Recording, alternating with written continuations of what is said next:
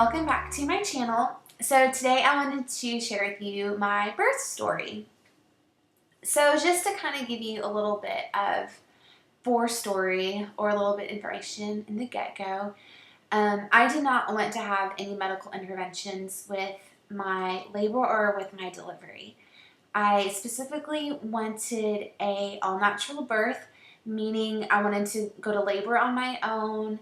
I wanted my water to break on my own. I didn't want to have Pitocin. I did not want to have pain meds. I did not want to have an episiotomy. And I definitely did not want to have a C-section.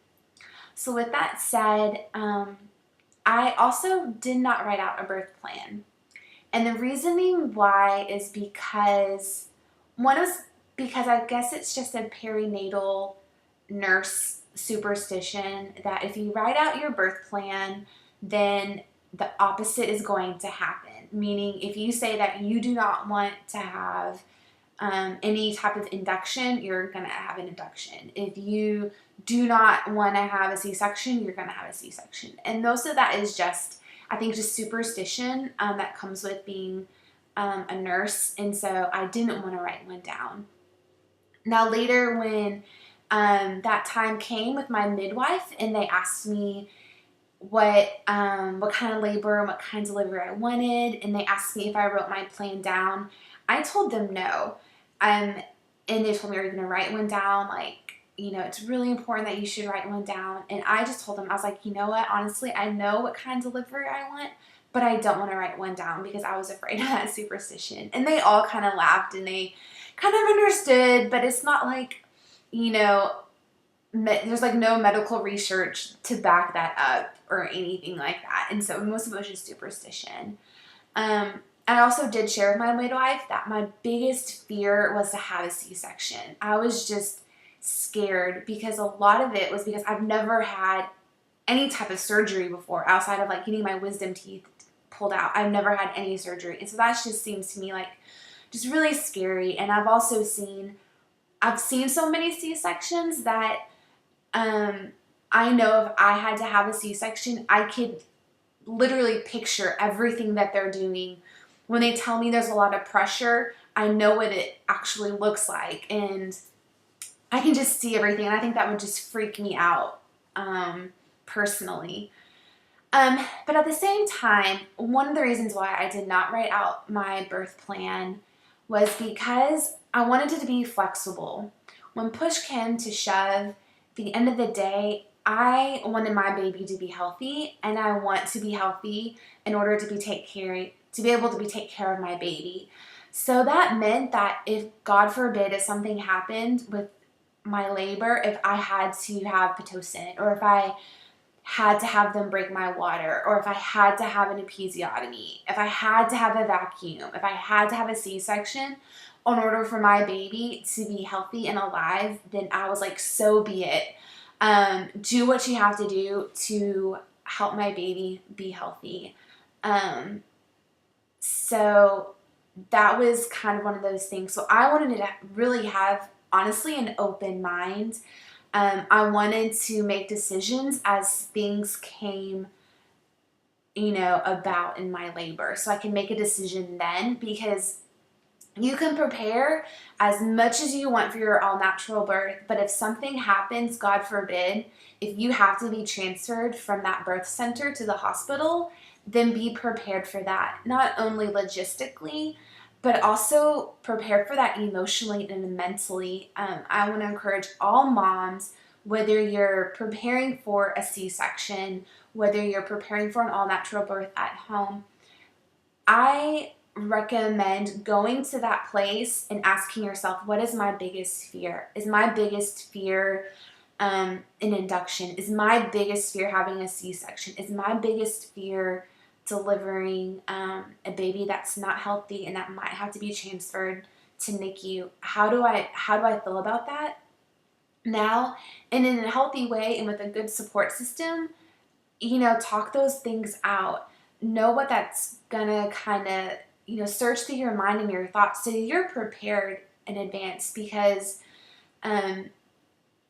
during labor and during delivery, you have so much going on physically, mentally, and emotionally that sometimes you can't really visit some of those feelings in the midst of all of the chaos of labor. And sometimes it's hard to even think about decision making in the midst of labor. And so with my experiences being in the nursery and being a nurse, I kind of knew just the vast array of situations that can come. And so I kind of prepared myself mentally and emotionally if things did, maybe not end up the way I wanted. And so that's just all kind of a pre-story. So to my original birth story. Okay, so my original due date was August 24th. It was a Saturday. I actually delivered early. I thought I would, and I did. So I went to work that week. I went to work Sunday, I worked Monday, worked my normal 12-hour shifts, not a big deal. I had Tuesday off, did laundry, cleaned the house, just did my daily things I normally did on my days off. Tuesday night, my husband went out of town. He went to downtown to go to a friend's birthday party. I stayed home. I laid back, watched some HGTV like I usually do, and I just chilled for a while. During a commercial break, I laughed really hard at like a commercial or a story or something. I remember laughing, and when I laughed, I felt water gush down there, and you know what I mean. I felt water, and I was like, oh my gosh. I was like, I thought I peed on myself, and then I stood up, and sure enough, more water came, and then that's when I knew my water broke. So immediately the first thing I did, of course, being a little nurse that I am, I looked at the clock to know what time it was. I went to the restroom, and I examined the water, made sure it was clear. Did it have an odor? How much? Stuff like that. Then I called my midwife just to let her know my status. It was at night, so it was the on-call midwife. And then at that point, I hadn't had any contractions, and so she was going to call me later that evening to see how I was. And at that point, I called my husband to let him know that he had to come home from the party and that my water broke. And so at that point, around then, it was probably around 9 o'clock. At that point, I decided that this would be the perfect time to pack my hospital bag. So yes, I am that person, I am that nurse who literally packs the bag when they, about to go into labor. So that was me. So then I decided to pack my hospital bag, and it was exciting, packing her little outfits and everything. My husband comes home. We're excited. He's excited. He's like, how are you doing? I'm like, I feel good. Felt really good. Hadn't really had any contractions at that point. We went around the block of our neighborhood, and we walked, and walking made contractions. They were random, like 5 minutes here, 7 minutes there, just really random, not strong. They felt kind of like menstrual cramps. Not strong at all. Came home, spoke with my midwife again. At that point, it was like 10:30. Spoke with my midwife to let her know I had some contractions, but they weren't timeable.